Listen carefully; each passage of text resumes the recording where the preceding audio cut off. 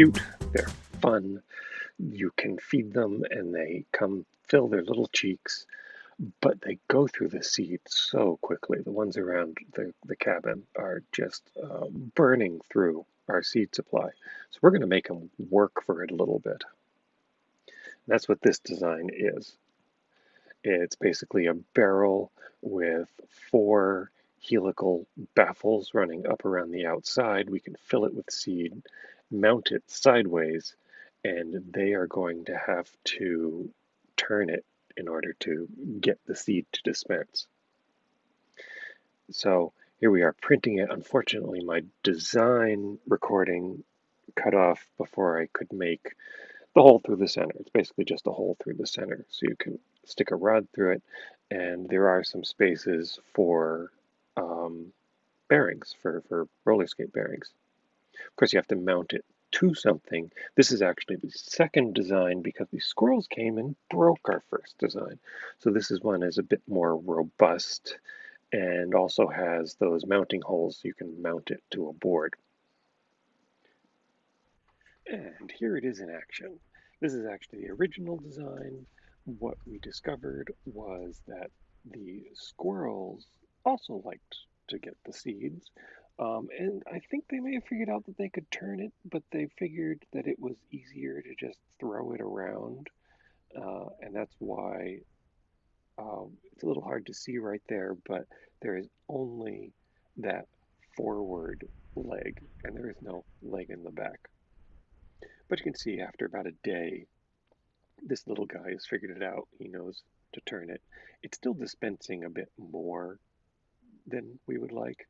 And of course, here comes the squirrel, chasing off the chipmunk, cleaning up, and also helping himself. I'm not entirely sure he knows exactly what he's doing, but he gets the job done too. Now, as I mentioned, it is still a bit too generous. Once they've figured it out, they just give it one good twist and they get a pretty big pile of stuff. So let's make it a little more challenging for them, or at least slow them down for a day or two, by going in and printing a mirror image of this and changing it out. So they have to turn it the other way, see how long it takes them to figure it out. That's what I'm doing here, with my helpers getting in the way. They definitely, I don't know if enjoyed is the right word, but they could not pull themselves away from watching what was going on when I had the feeder up against the window. So this is me pulling out the rod, getting the new one out. Okay, Nico, you need to move. You need to move. Unfortunately, there was a problem with the print, and the hole that runs through it had some extra filament inside that made it a little too tight. It wasn't going to turn very freely. It's supposed to just turn on the bearings and not be rubbing on the rod running through it. So once I was done messing with it and convincing myself that it just wasn't going to work out that way, I just went and got some drill bits and just manually reamed out that little bit of extra plastic that was in the way. And once that worked, it spun freely. So these are just standard roller skate bearings. I'll have links in the description.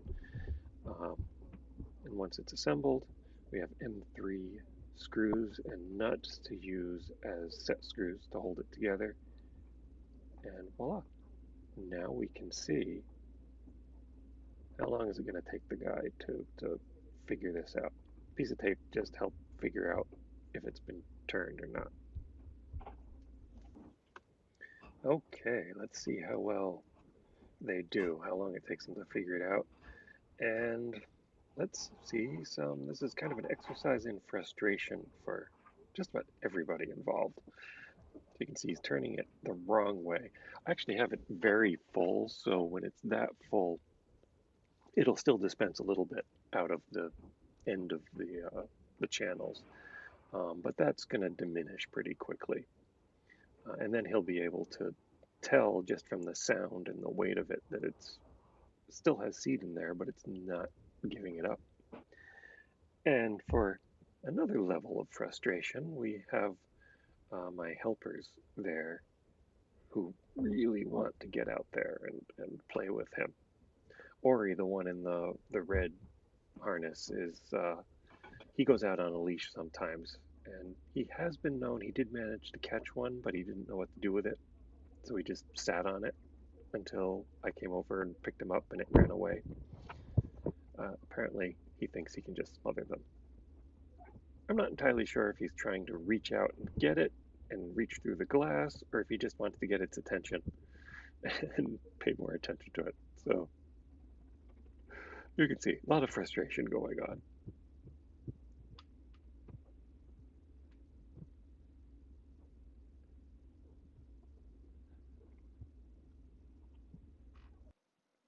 Now, 24 hours later, I can't do the voice.